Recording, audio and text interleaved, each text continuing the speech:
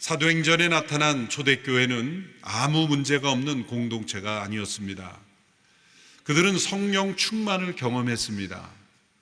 그러나 성령 충만한 공동체에도 사단의 공격은 있었고 또 타락한 인간의 본성으로 인한 갈등은 있었습니다. 성령 충만한 믿음이 아무 문제 없는 그러한 인생을 보장하는 것은 아닙니다. 끊임없이 다가오는 문제에 대하여 어떻게 성령 안에서 그것을 해결해 가는가에 달려 있는 겁니다. 성령 충만한 사람이 사단의 유혹과 시험이 피해가지 않는다는 것입니다. 시험과 유혹을 받을 때 어떻게 대응하느냐에 있습니다. 성령 충만한 사람도 그 마음에 있는 인간의 소욕으로 인해 때로는 상처로 인하여 여러 가지 갈등이 일어날 수 있고 또 관계의 어려움도 생길 수 있고 공동체의 갈등이 일어날 수가 있다는 겁니다. 흔히 사도행전에 나타난 초대교회로 돌아가자라고 하면서 단지 규모를 줄이고 제한하면 아무 문제 없는 공동체가 될 것이라고 생각하는 것은 너무 순진한 생각입니다. 먼저 초대교회는 작은 규모의 공동체가 아니었습니다. 앞서 2장에서 4장까지의 말씀을 보면 베드로가 설교했을 때 3,000명, 5,000명씩 회심하는 놀라운 부흥의 역사가 일어났고 수적인 성장도 있었습니다. 그 수천 명의 사람들은 성인 남자의 숫자만 카운트했을 때 그 정도니 전체 가족을 하면은 그 이상의 10,000명, 15,000명 이상의 많은 인원이었을 겁니다. 그렇게 많은 사람들이 함께 모이게 되니 행정적인 문제가 생길 수가 있었던 겁니다. 초대교회는 작은 숫자의 공동체가 아니었습니다. 사도행전 2장, 4장, 6장 이 시간의 흐름이 이제 점점 이어질 때 많은 제자의 수가 참여함으로 인해 생길 수 있는 두 가지 문제가 있는 겁니다. 이제 첫 번째가 행정적인 문제입니다.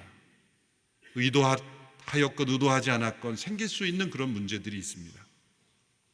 저희 온누리교회도 몇 년 전까지만 해도 매년 조직도를 이렇게 온누리 신문을 통해 나누어 드렸죠. 몇 년 전부터는 온라인으로 이렇게 전환해서 비용도 절감하고 또 더 편리하게 진행을 하고 있습니다만은 몇 년 전까지만 해도 이 새해가 되면 섬기는 조직도에 우리 성도들의 이름이 이제 발표가 됩니다. 그러면 한결같이 이제 매년 연락이 오죠. 이름이 빠졌습니다. 지금까지 한 번도 이름이 빠지지 않은 해가 없습니다. 여러 차례 이렇게 행정적인 절차를 겪으면서 신문사에 보내면서 사역팀에서 또 본부로 보내면서 때로는 그 보내는 과정의 스텝이 이렇게 추가된 그 버전으로 보내야 되는데 다 작업을 해놓고 보낼 때 과거 버전으로 보낸다든지 한참 뒤져서야 그걸 아는 거죠. 그런데 이미 문제는 벌어진 겁니다. 그럼 이제 성도님들이 연락을 교회 행정실을 해주면 감사합니다. 이게 확인이 되니까요. 어떤 분들은 조직도의 이름이 없어진 걸 보고 조용히 사라져버리고 교회가 나를 버렸구나 이렇게 상처받는 분들이 생깁니다. 의도하지 않은 행정적인 실수이지만 누군가에게는 그것이 영적인 문제가 될 수 있다는 거죠. 또 많은 제자의 수가 모임으로써 다양한 문화권에 있는 사람들이 모이는 문화적 차이로 인한 갈등도 일어날 수가 있었습니다. 초대교회는 히브리파라고 불려지는 히브리 문화에 정통적으로 어디 다른 나라나 문화권에 접하지 않은 그러한 그 히브리 사람들도 있었지만 이제 디아스포라가 되어서 그리스 헬라 문화에 익숙하게 된 그러한 사람들도 있었습니다. 그래서 그런 사람들을 그리스파 유대인이라 이렇게 불렀던 거죠. 정당 정파처럼 이렇게 나눠줬다는 뜻이 아니라 그러한 문화에 더 익숙한 사람들이라는 뜻입니다. 그렇게 그리스 넓게 보면 이 그리스파 유대인들 또 히브리파 유대인들 같은 유대인이지만 그렇게 문화적 차이가 있는 사람들이 있었고 또 거기에 대한 이방인으로서 개종한 사람들도 있었습니다. 그로 인해서 생겨날 수 있는 갈등이 충분히 예상되는 문제입니다. 이 문화라는 것이 얼마나 무섭습니까? 문화는 우리의 삶의 일부가 되고 세상을 보는, 인생을 보는 관점을 형성하기 때문에 다른 나라 문화에서 오랫동안 산 사람들은 또 다른 문화에 갔을 때 문화적 충돌을 경험할 수밖에 없습니다. 그래서 공동체로 함께 모일 때 이미 출발선이 다른 시각에서 출발하기 때문에 어떤 문제를 대하는 방식이나 또 서로를 대하는 방식이 다를 수밖에 없는 겁니다. 그로 인한 차이, 그것이 또한 갈등이 될 수가 있습니다. 초대교회가 바로 그러한 문제에 직면했던 겁니다. 어떤 분들은 아무 갈등이 없는, 아무 문제가 없는 교회를 추구하며 또 원하는 분들이 있습니다. 그러나 그러한 교회는 없습니다. 제가 새가족들과 만날 때마다 이 이야기를 꼭 들려드리곤 합니다. 새가족 중에는 이미 들으신 분이 있을지 모릅니다. 영국의 스펄전 목사님께 어느 성도들이 찾아왔습니다. 우리가 정말 안심하고 기쁘게 행복하게 다닐 수 있는 교회를 좀 추천해 주십시오. 어떤 교회를 원하십니까? 그들이 조건을 나열합니다. 이러이런 교회이면 좋겠습니다. 우리가 아는 정말 좋은 교회입니다. 서로 성도들이 사랑하면 좋겠습니다. 다툼이 없으면 좋겠습니다. 목사님의 설교가 제발 졸리지 않았으면 좋겠습니다. 선교 열심히 구제하면 좋겠습니다. 이런 그런 조건을 다 나열하니까 스펄전 목사님 다 듣고 나서 그런 완벽한 교회는 제가 알지 못합니다. 죄송하지만 추천할 교회가 없습니다. 이분들이 실망해서 일어나는데 잠깐만 계셔보시라고 할 말이 있습니다. 이분들이 이제 떠올랐나 기대감을 가지고 이제 귀를 기울이니까 스펄전 목사님이 이렇게 말씀합니다. 저는 알지 못하지만, 그런 완벽한 교회를 저는 모르지만 혹시 여러분들이 그런 교회를 찾으시거든 절대로 가지 마십시오. 아니 왜 그런 좋은 교회를 가지 말라고 하십니까? 여러분들이 그 공동체에 나가는 순간 그 교회가 불완전해지기 시작하니까 절대로 가지 마십시오. 모두가 우리가 불완전하고 연약하다는 것을 인정하지 않고 상대방의 완전함만을 추구하는 사람들은 그 사람이 언제나 갈등의 주인공일 수 있다는 것이죠. 아무런 갈등이 없는 곳이 있긴 있습니다. 공동묘지에 가보십시오. 조용합니다. 서로 관여하지 않습니다. 아무 갈등이 없습니다. 살아있는 사람들이 모인 곳에는 언제나 부딪힘과 갈등이 있습니다. 문제는 그것을 어떻게 해결해가며 그것을 어떻게 녹여내며 그것이 도리어 어떻게 더 발전하는 계기가 되게 하는가의 문제입니다. 사도들이 바로 그들 가운데 생겨난 제자의 수가 많아짐으로 인해 생겨난 이런 행정적인 문제, 이런 문화의 차이를 어떻게 극복하고 도리어 이것이 부흥의 촉매자가 되게 하였는가를 오늘 본문에서 말씀하고 있습니다. 첫째로 그들은 우선순위를 재정립하였습니다. 이제 구제 대상자가 계속 누락됨으로 인하여 갈등이 생겼다면 사도들이 이렇게 결정하기가 쉬웠을 겁니다. 우리가 좀 더 구제에 신경을 쓰겠습니다 라고 결정해야 될 것 같은데 사도들은 정반대되는 그런 결정을 합니다. 우리가 기도한 말씀에 더 집중하는 것이 옳습니다. 지금 구제에 있어서 문제가 생겼는데 기도와 말씀에 더 집중하겠습니다. 이건 안 맞는 말 같죠? 그럼 맞지 않는 말이 아니라 정확한 분별력인 겁니다. 구제를 집중적으로 전담할 수 있는 사람들을 세우고 우리의 우선순위를 우리가 놓치지 않는 것, 그것이 더 중요합니다. 어떤 갈등이 생기고 문제가 생기면 모든 공동체가 그 갈등에 집중하는 나머지 각자의 우선순위를 잃어버리게 됨으로써 실상은 갈등이 더 크게 증폭되는 것이 대부분입니다. 실상 어떤 갈등이 생기면 그 갈등을 해결하다가 더 갈등이 생기죠. 어떤 갈등이 생겼을 때 우리가 제일 먼저 착수해야 될 것은 우리 각자가 가지고 있는 우선순위를 정확하게 지키는 것이 중요하다. 사도들에게 주어진 이 기도와 말씀에 더 집중하는 것, 이것을 우리가 놓치지 말아야 한다라는 겁니다. 저도 목회자로서 어떤 목회를 해나갈 때 어떤 문제와 갈등이 생길 때 거기에 집중하다 보면 더 중요한 것들을 잃어버릴 때가 많습니다. 사도들이 그러한 지혜를 통해서 기도와 말씀에 전념하지 못하는 이 바뀌는 우선순위를 더 조심했다는 것, 매우 지혜로운 것이죠. 그리고 구제의 일을 해결할 수 있는 리더십을 세우자는 것입니다. 그들이 구제와 나눔을 소홀히 했다는 뜻이 아니라 더 분명하게 해결하고 공동체를 더 건강하게 나아가게 했다는 겁니다. 그래서 두 번째로 그들은 성령과 지혜가 충만한 사람들을 리더십으로 추가적으로 세운 것입니다. 오늘 보면 5절 6절의 말씀을 보십시오. 5절 6절 말씀 같이 읽습니다. 시작. 모든 사람들이 이 제안을 기쁘게 받아들였습니다. 그들은 믿음과 성령이 충만한 사람 스데반과 빌립, 브로고로, 니가노르, 디몬, 바메나, 유대교로 개종한 안디옥 사람 니골라를 뽑았습니다. 그들은 이 사람들을 사도들 앞에 세웠고 사도들은 그 사람들 머리 위에 손을 얹고 기도했습니다. 갈등에 대한 하나님의 해결은 언제나 사람입니다. 사람들은 제도와 법을 바꾸어서 해결을 해보려고 하지만 그것보다 더 중요한 것은 올바른 사람이 세워지는 것입니다. 사도들은 성령과 지혜, 믿음이 충만한 사람을 세우자고 제안했습니다. 제안이라는 단어가 중요하죠. 지시나 명령이 아닌 수직적, 강압적 권위가 아닌 수평적 권위고 그것을 모두가 함께 기뻐함으로 7사람을 뽑습니다.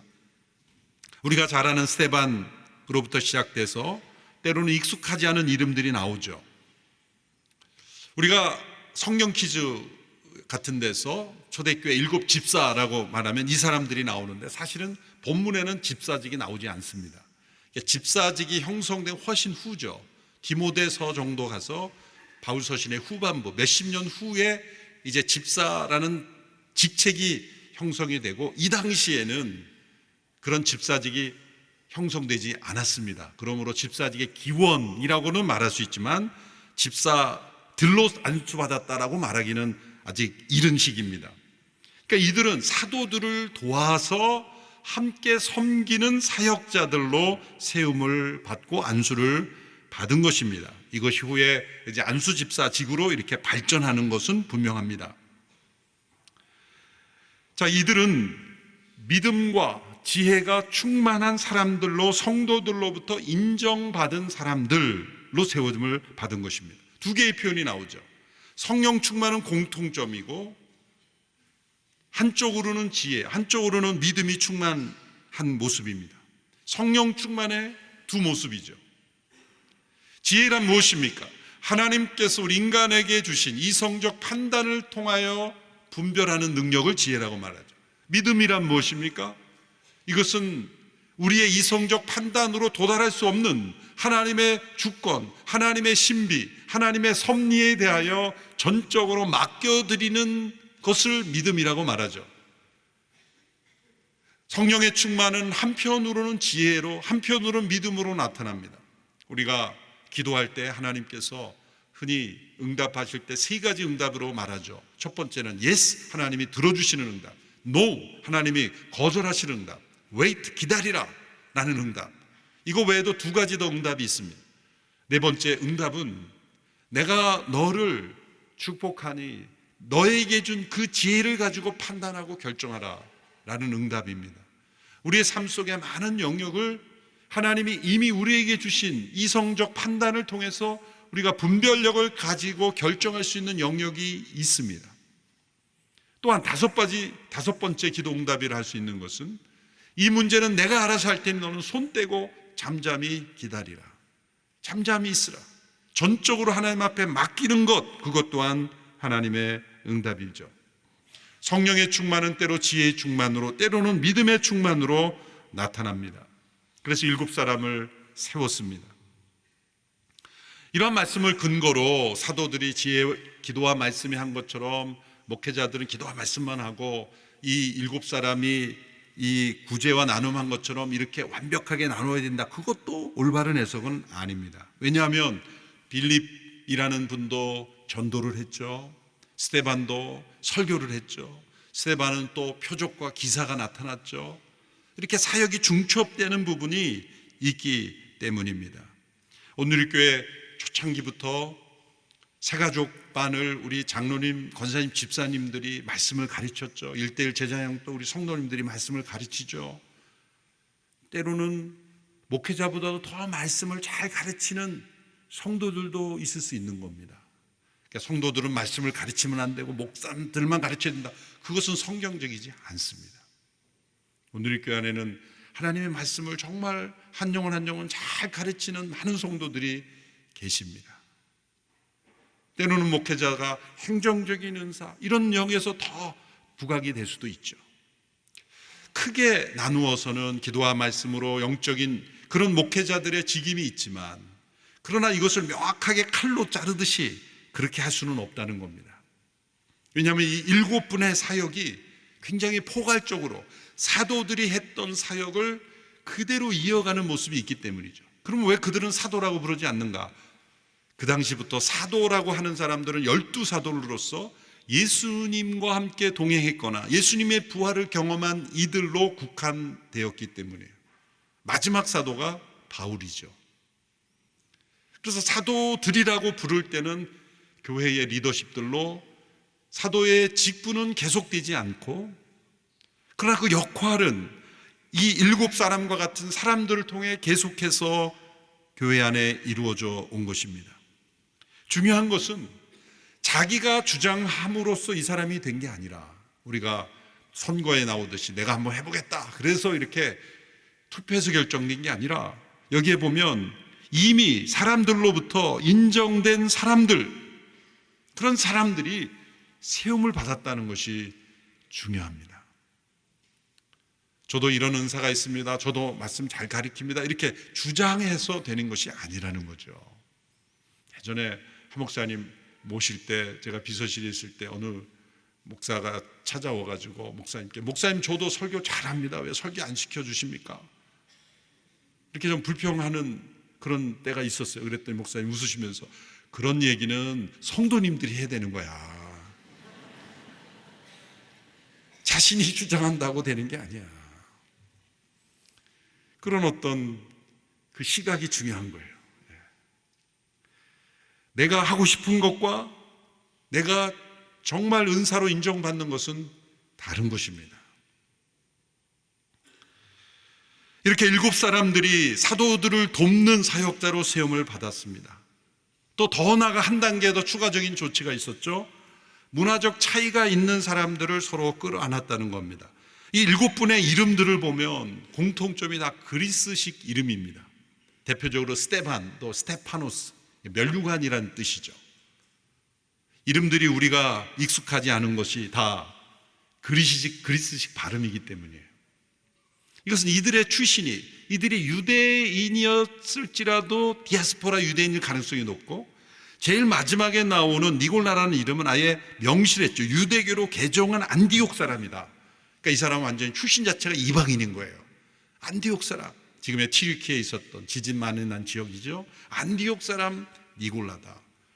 그러니까 초대교회가 예루살렘에 있었지만 그들은 순수한 유대인들로만 구성된 공동체가 아닌 여러 인종과 문화의 차이가 있는 사람들을 함께 포용하는 다문화 공동체였다라는 것을 알 수가 있습니다.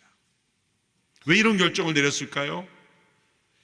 그리스파 유대인 과부들이 대상에서 자꾸 누락이 됨으로써 이것은 히브리파 사람들의 시각으로만 봐서는 안 되는 문제가 있는 것이다. 그러므로 이 문제의 주도권을 그리스파 사람들에게 넘겨주기 위해서 이들 가운데 사람을 세웠지 않을까, 이런 생각을 하게 되는 거죠.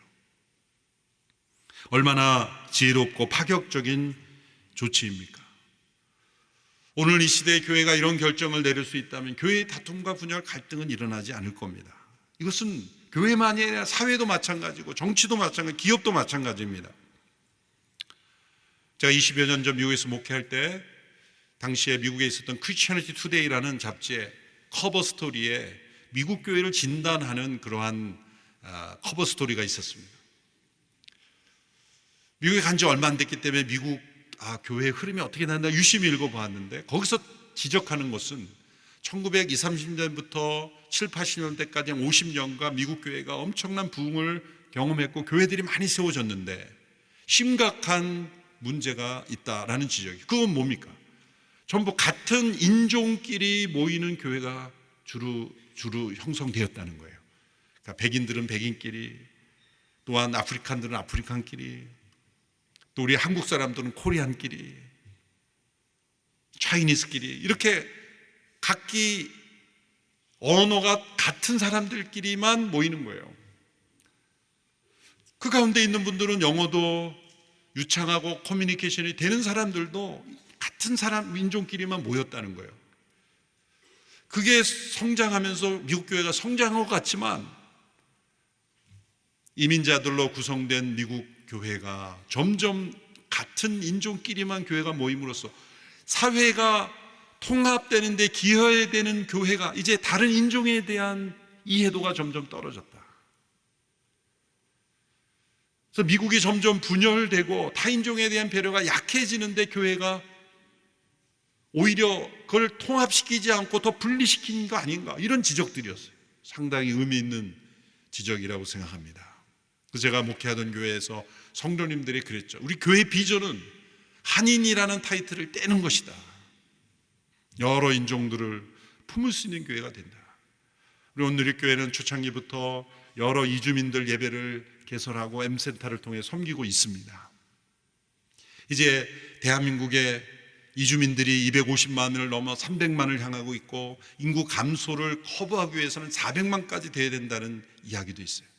인구의 20%가 이제 이주민이 되는 거예요. 근데 여전히 우리가 한국 사람들만 구성된 교회로 존재하기를 고집한다면 우리는 이 사도행전적 교회의 모습을 잃어가고 있을지 모릅니다. 어느 목사님이 지방에서 자녀가 자꾸 학교에서 왕따를 당해서 따돌림을 당해서 왜 그런가 봤더니 그 목사님 자녀만 한국 사람이고 나머지는 다 이주민들이라는 거예요. 이제 그 이주민 자녀들이 대한민국 국민으로서 자랄 때 과연 편견 없이 그들을 똑같은 국민으로 대하면서 그들의 리더십을 존중하는 사회가 될 것인가, 그런 교회가 될 것인가, 아니면 정반대로 갈 것인가. 그러면 이 문화적 차이를 극복하지 못하는 사회가 되어 갈 것입니다. 그래서 저는 이 초대교회가 세운 7명의 리더십들이 그리스식 발음으로 된 이름들로 사람들을 세웠다는 것, 그 가운데 이 스데반의 활약을 보십시오. 사도들의 활약보다 스데반과 빌립의 활약이 더 크게 나타나지 않잖아요. 특별히 이 빌립은 전도자로 열심히 했고 스데반은 여러 표적과 기사가 나타나고 특별히 이 말씀 전거의 은사가 있어서 그 당시에 사례들인 공행과 바리새인들을 굴복시키는 엄청난 영향력이 있었어요. 그래서 오늘 말씀 후반부에 스데반을 사내들인 공회로 불러서 신문하고 위협하는 장면이 나오죠. 결국 7장 마지막 부분에 스데반 집사님이 돌에 맞아 순교하죠. 오늘 본문의 마지막 구절은 이렇게 끝납니다. 사내들인 공회에 불려가 신문받고 살기가 등등한 그들 앞에 서 있는 스데반의 얼굴을 천사의 얼굴과 같았다라고 말합니다. 스데반이 지금 표정 관리하는 겁니까? 어딘가 보고 있는 누가가 나중에 사도행전에 기록할 거니까 내가 지금 사진 찍듯이 표정 관리하는 겁니까? 있을 수 없는 일이죠. 우러나는 겁니다. 이게 충만입니다. 성령이 충만한 스데반의 얼굴은 자신을 위협하고 잡아 가두고 죽이려고 달려드는 사람들 앞에서 우러나는 평화, 우러나는 온유, 우러나는 사랑. 결국 그는 돌에 맞아 죽으면서도 예수님처럼 저들 용서하소서라는 기도를 하며 죽었습니다. 초대교회 리더십으로 세워졌던 7분, 그들이 어떻게 이 갈등을 해결했는가? 갈등은 구제 대상에서 누락됨으로써 생겨난 불평이지만 그 불평이 증폭되기는커녕 그 갈등을 끌어안고 녹여냄으로써 부흥의 촉매제가 된 거죠. 그 갈등을 계기로 해서 세워진 7명 스데반, 빌립을 비롯한 이들이 사도들보다 더 큰 활약을 함으로써 더 부흥의 역사를 경험한 거예요. 그 결과가 7절에 나오죠. 7절의 말씀을 함께 읽어보겠습니다. 시작. 이렇게 해서 하나님의 말씀은 계속 널리 퍼져나갔으며 이로써 예루살렘에 있는 제자들의 수도 많이 늘었고 더욱이 수많은 제사장들도 이 믿음에 순종하게 됐습니다. 갈등의 물결이 부흥의 파도가 된 것입니다. 성령 충만한 교회는 갈등이 없는 공동체가 아니라 어떠한 갈등도 녹여내며 그리고 도리어 더 부흥의 촉매제가 되는 교회입니다. 오늘의 교회가 그런 교회가 되기를 축원합니다. 또한 한국교회가 그런 한국교회가 되며 더 나아가 대한민국 사회가 그런 사회가 되기를 우리 모두가 기도해야 할 줄로 믿습니다. 기도하겠습니다. 하나님 아버지, 사도행전에 나타난 이 초대교회의 모습을 바라보며 우리도 이렇게 성령 충만한 교회 되기를 원합니다. 어떠한 갈등도 녹여낼 수 있고 더 견고한 공동체가 되며 더 나아가 부흥의 촉매자가 되는 교회로 축복하여 주옵소서. 성령과 지혜와 믿음이 충만한 리더십들을 계속 세워주시고 이들을 통하여 한국교회와 세계 선교에 귀하게 쓰임받게 하여 주시고 대한민국이 변화되게 하여 주옵소서. 예수님의 이름으로 기도합나이다.